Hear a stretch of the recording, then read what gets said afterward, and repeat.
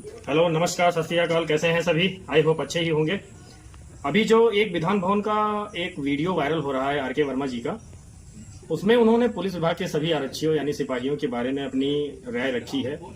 तो ये पहले आप लोग ये वीडियो देखिए। वीडियो देखने के बाद में आप लोग कमेंट में अपनी भी राय बताइए कि इन्होंने जो कहा है वो करने लायक है कि नहीं है।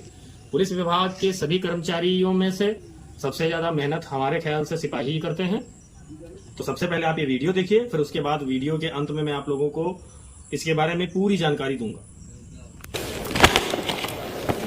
सिपाहियों के स्थानांतरण और उन्हें मिलने वाले वेतन भत्तों से संबंधित इस प्रश्न पर आपने प्रश्न करने का अवसर दिया, आपको आभार। महोदय, यह प्रश्न उन सिपाहियों के स्थानांतरण और मिलने वाले वेतन भत्तों से जुड़ा हुआ है जिनकी कमर में एक बार बेल्ट बंध जाती है तो बेल्ट कब खुलेगी, कब विश्राम करेंगे, कब सोएंगे, कब भोजन मिलेगा, इसका कुछ भी अता पता नहीं होता। महोदय, उनके माता पिता के बारे में सरकार ने कभी चिंता नहीं करी। बहुत बार हम सब लोगों के साथ भी आपकी अनुज्ञा से आरक्षी मिले हुए हैं और उनके बूढ़े माँ बाप जिन्होंने पढ़ा लिखा करके उनको सिपाही बनाने में अपना योगदान दिया, अपनी खुशियों की भी तिलांजलि दी।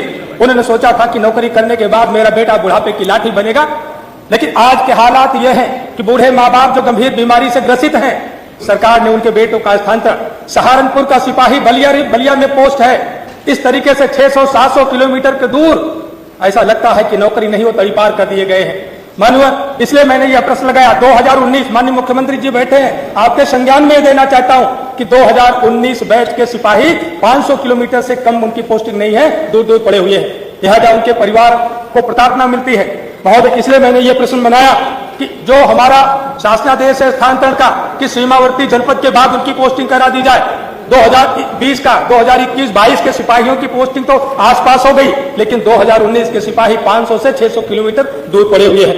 माननीय, इससे जो उनके परिवार का जो इमोशनल लॉस होता है, जो उस सिपाही का इमोशनल लॉस होता है, इसकी भरपाई कभी भी किसी भी दशा में नहीं की जा सकती। लिहाजा परिणाम देखिए, अभी हमने समाचार पत्र पढ़ा था कि कानपुर में कई सौ सिपाही लापता है। अनेकों जनपदों में इस तरह की सूचनाएं आती हैं कि सिपाही लापता है।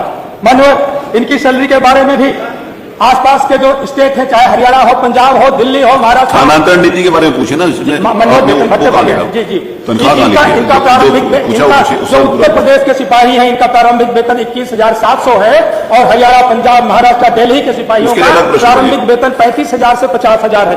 मानो इनको मिलने वाले भत्तों में सरकार ने कभी ध्यान नहीं दिया।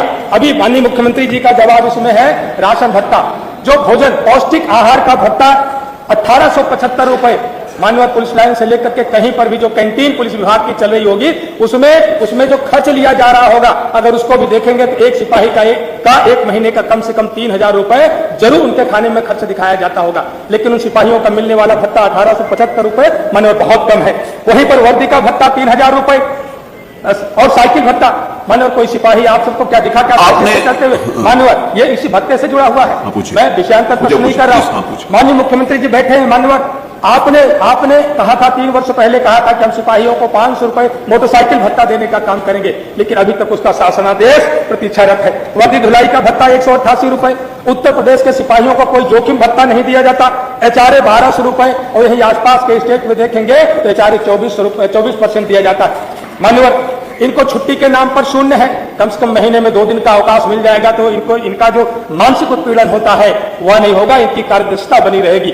मानो इसीलिए मैंने, और खासतौर से एक महिला सिपाहियों की जो समस्या बैरकों में है, इनको आवासीय सुविधाएं नहीं है, इनका परिवार कैसे चलेगा, बच्चे कैसे होंगे, उनको तरह तरह की सुविधाओं का सामना करना पड़ता है। तो उनको कम से कम आवासीय सुविधाएं बढ़ा दी जाए। माननीय, मैं अनुपूरक प्रश्न से पढ़ जा रहा हूँ। माननीय मुख्यमंत्री जी बैठे हैं, सिपाहियों पर कृपा हो जाएगी।